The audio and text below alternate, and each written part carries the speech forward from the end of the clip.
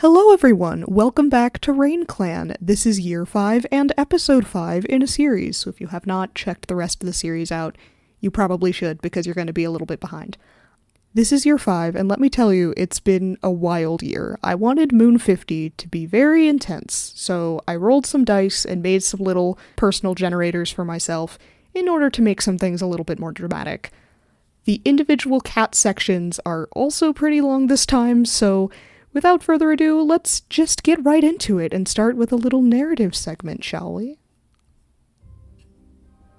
The newly named warrior Timberbrook had been brought into the fold of all of this drama by his mentor Billowby, warned of Howlmask's tricks. Out of his own curiosity, Timberbrook quietly followed Howlmask, who had been seen talking to an unknown figure that Timberbrook couldn't quite make out in the dark.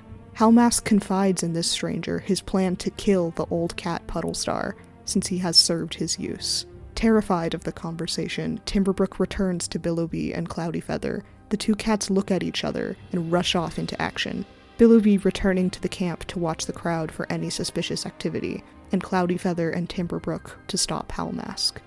But they are too late, and Howlmask has made his way into the leader Puddlestar's den.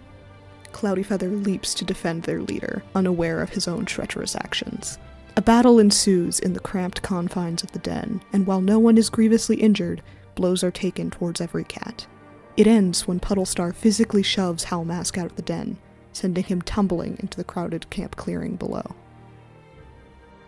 Cloudyfeather stands next to his leader, tears streaming down their face as they lash out at Howlmask, exposing him for his lies and outing him for the murder of the clan's first leader, Stormstar. Puddlestar and Greenfreckle share a look with each other, knowing the truth that Howlmask was simply the mercenary enacted upon their coup. Puddlestar, charismatic as ever, claims that he had no idea that Howlmask was behind the murder, publicly ousting him and exiling him from the clan. Greenfreckle looks on, a conflicted expression on their face. They cannot take the secrecy and pressure of it anymore and let out a breath, stepping forward and spilling the entire truth, that it was Puddlestar's idea to kill Stormstar, making an agreement with Howlmask to kill him so that he could ascend from his deputy position and become leader. Greenfreckle admits that they knew of this plot and agreed to it with a hollow heart, so long as they could be Puddlestar's new deputy. The crowd of cats yowl in disjointed uproar. The older members of the clan, who knew Stormstar personally, feel betrayed by their leadership, angry that they had been lied to for years. But the newer members of the clan, who had only heard stories of Stormstar, and knew Puddlestar as a strong and noble leader who had never done anything wrong to slight them, defend the old cat heartily. The noise dies down as all eyes shift to Puddlestar and Greenfreckle, face to face in a standoff. Puddlestar stands and continues his exiling of Howlmask, yet does not punish Greenfreckle despite the accusations. He decides that demoting or punishing them would further drive the clan apart and cause further hatred towards him. Greenfreckle relents, settling for themselves that it would be smarter for them to wait for the crazy old cat to die of old age anyway, and bides their time. Howlmask is sent away and stalks the edge of the forest. Caught in the middle of all of this chaos is Cloudyfeather, who had thought that punishing Howlmask would mean an end to all of the drama and the tidy conclusion to the story of Stormstar, yet it seems to be just the beginning of something else entirely. So, that was fun. I hope you all enjoyed that little art segment and the little comic-y bit. I had a lot of fun with these illustrations since it's something new for these Rainclan videos. There were a couple of moons before this big event takes place, since 50 was the big one, but I will talk about what happened then when we get to those specific characters. Nobody died in that entire sequence, even though multiple cats had the chance to die, which I was very pleasantly surprised by. There were still, however, 2 very unfortunate deaths this year, so let's get into it with the cats this year in StarClan. Firstly, Hawthorn Dusk died this year. He was mysteriously found dead at the border of the clan's territory at 106 moons old, and although these cats don't know who did it, all signs point to Howlmask, who had been sneaking around the territory that exact moon. Howlmask had actually asked Hawthorn Dusk to run away with him at some point, I do not know why this was the case and why the two of them were suddenly so close. Perhaps it was just a ploy for Howlmask to off him like this. But who knows? I'm very sad at this one. Hawthorne was one of my favorites, and he left so many cats behind who really cared about him. We'll get more into that later. His ghost in StarClan seems to be pretty chill with being dead, so that makes me feel a little bit better about everything at least. Ginger actually died on the second to last moon this year due to a freak green cough illness that seemed to pop up out of nowhere and caught everyone by surprise. Things like this happen, but this death seems to have really affected his family, and none of them are doing particularly well by the end of this year. But a funny story that won't happen now that he's dead, but I think Ginger was able to see ghosts. His daughter Sagekit kept visiting him and speaking to him from StarClan. Not even in dreams, just like actually speaking to him. And on patrol, Ginger would keep getting these strange visions that nobody could understand. So yeah, I think he was able to see StarClan cats. That isn't really important now that he is one, but it could perhaps explain the source of Pearhope's dreamwalking abilities, and that maybe the family line has some sort of special connection to StarClan. But yeah, those are our 2 StarClan cats this year. Only 2, but pretty sad ones. Let's see what the living members of Rainclan have gotten up to this year. Puddlestar is still in power and somehow still not dead from old age. His stubbornness seems to be enough to keep him going. He is doing everything he can to downplay any drama that he is involved in so that he can keep cats on his side. A lot of the newer members of the clan, like Carptooth and Lynxlight, have never seen a bad side of him, and Puddlestar would like to keep it that way. He is slowly losing his grip on reality more and more as the moons go by due to his old age, since he is over 160 moons old now, but he is doing his best to keep it together and not let anyone see the cracks showing in his facade. Greenfreckle is 104 moons old and made it out pretty okay this year. Even with the conflict with Puddlestar, they managed to keep their position as deputy and have a number of cats in support behind them, including Oakspeckle and Darkleaf, despite their involvement with the original coup. Stormstar himself was also disappointed in Greenfreckle. I think that Greenfreckle's belief and trust in StarClan is waning. As the year continued, the tension was still palpable, yet their attention turned somewhere else as their mate Daisy J announced that they were having kids. The kittens are 1 moon old now, and their personalities are beginning to develop. Greenfreckle wants to be a present parent and not be so distracted by their work that they don't spend enough time with their new family. But with the drama of everything going on, it's looking to be a little bit of a challenge. Pearhope is 31 moons old and has had a very hard year.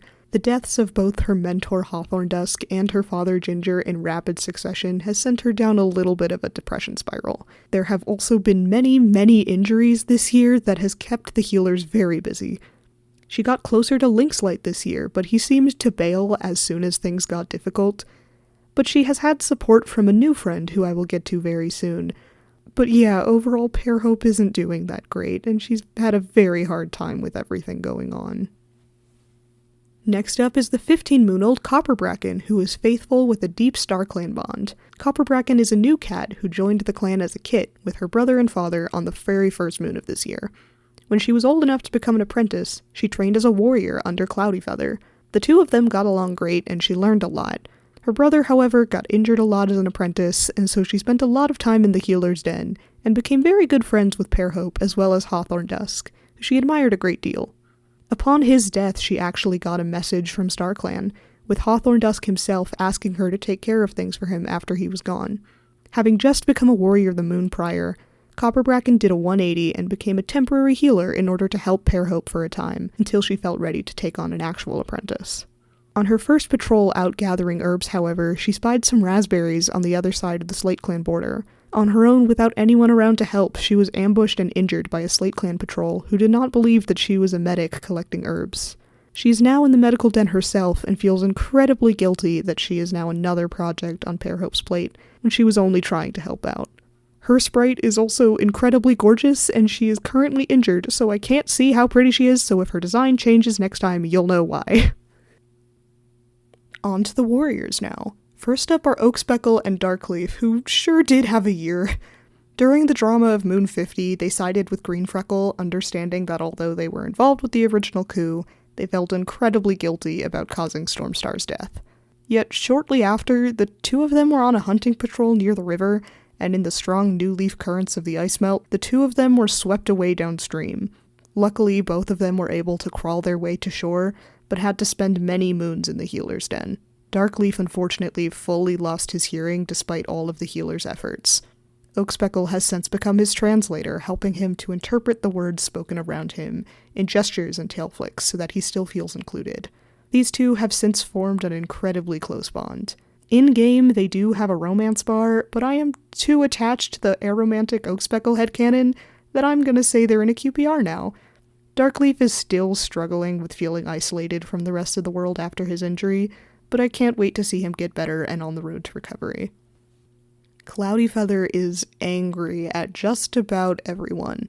They thought that defeating Howlmask would make them feel better and bring this whole thing to a close, but they still feel betrayal in their heart. He feels like he can't trust anyone and has lost complete faith in both Puddlestar and Greenfreckle, feeling hopeless at the prospect of there being good leaders at all. The only cats that they feel like they can trust right now are Billowbee, their solid rock, and Timberbrook, who stood up to the challenge and fought bravely beside them despite his inexperience. They've grown more distant from Darkleaf since his injury, feeling lost that they can't speak to their friend anymore. I also don't think I mentioned it before officially, but to clear up any confusion, Cloudyfeather is non-binary and uses both he and they pronouns. But yeah, overall, Cloudyfeather has really been struggling and feels very conflicted this year. Linkslade has been acting strangely. Early in the year, he was boasting about an upcoming battle, presumably with SlateClan, and being super annoying about how no cat would be able to lay a scratch on him. Later, he was also found practicing forbidden battle moves. So, there currently aren't any cats in the Dark Forest that he could be learning these techniques from. So, is he developing them himself? Is there something from his kitty pet past he isn't telling us? Or is he just all bark and no bite? I really don't know. He also got really close to Pearhope for a bit and had a huge crush on her, but seemed to dip out the moment she started struggling mentally and he had to do any emotional labor. I don't know what to do with this man. Just icky vibes, and I am very curious as to what he is up to.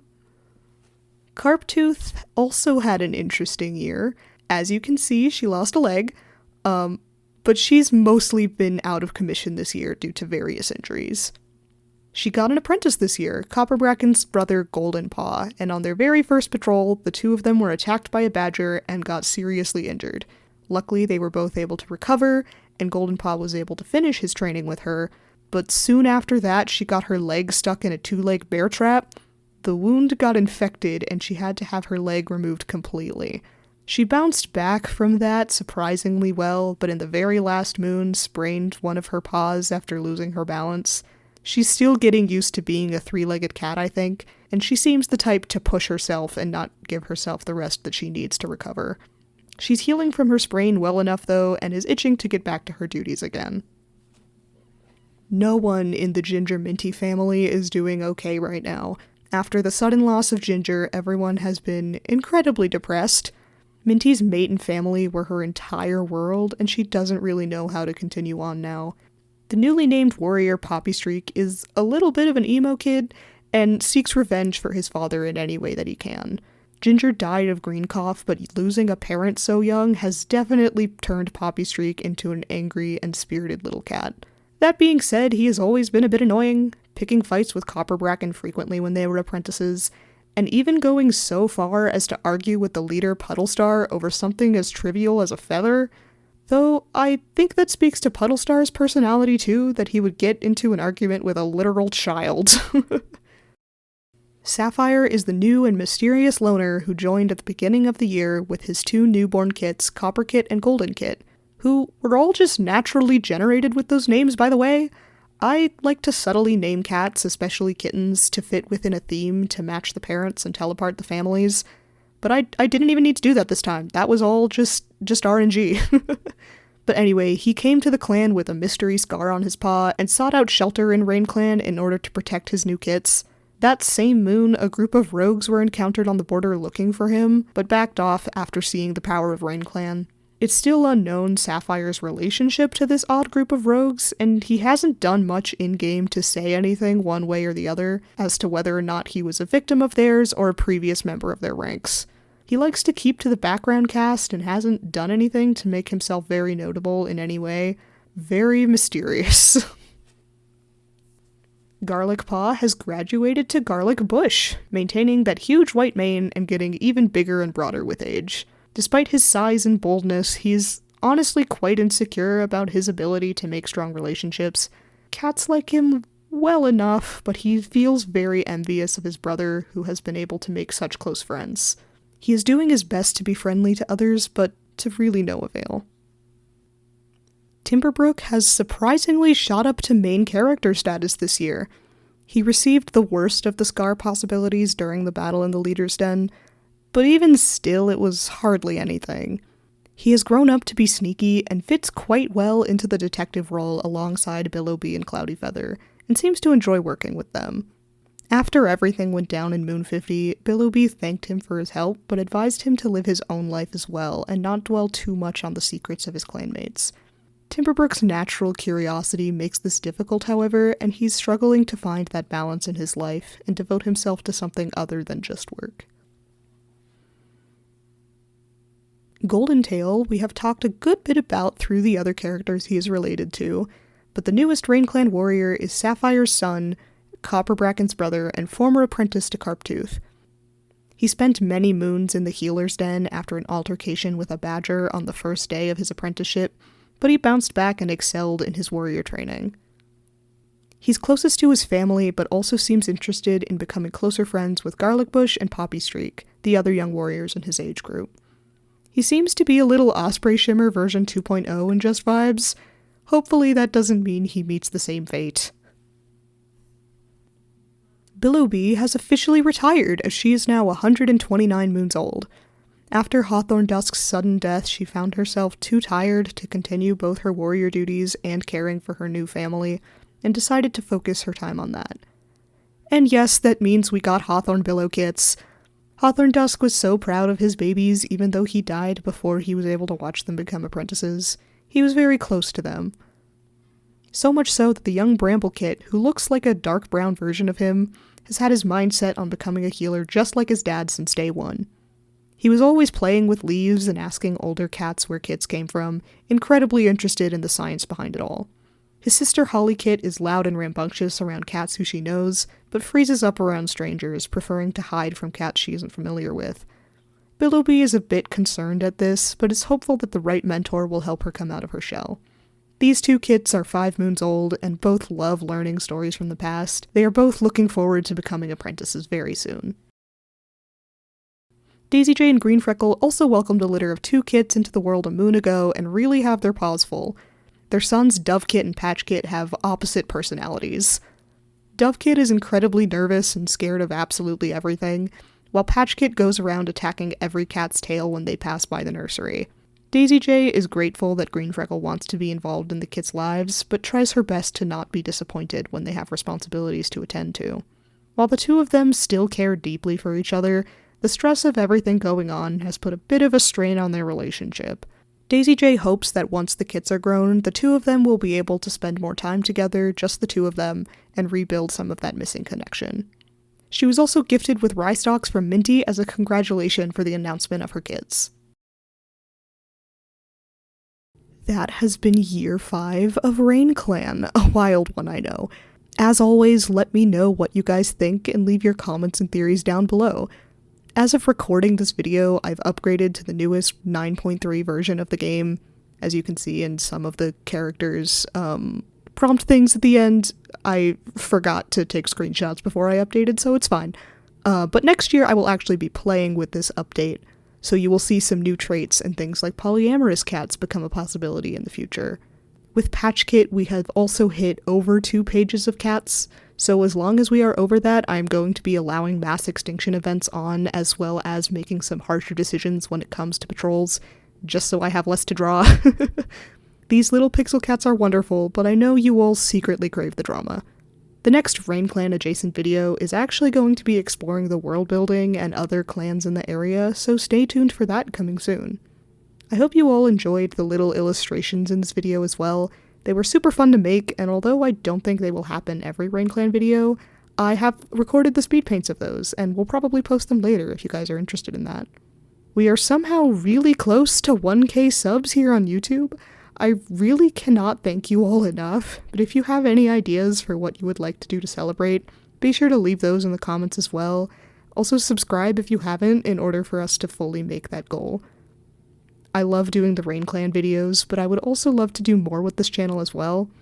I am a huge D&D nerd, so if TTRPG content interests you, I have a couple of animatics of my characters uploaded already, and would love to do more. Possibly also some info dumpy videos about them if you would like to know more about my characters and their adventures. Sliding across the screen right now, you can see a wonderful selection of fan art that I received for Rainclan during Artfight. The artists' names are on screen and in the description below, so please go support them. If you would like to get your own fan art featured even after July and Artfight is over, head over to my Discord and share things with me there, and you might be featured in the gallery at the end of these videos. Linked below, as always, are my other socials that you can follow if you would like to see more of my work and see what I'm up to.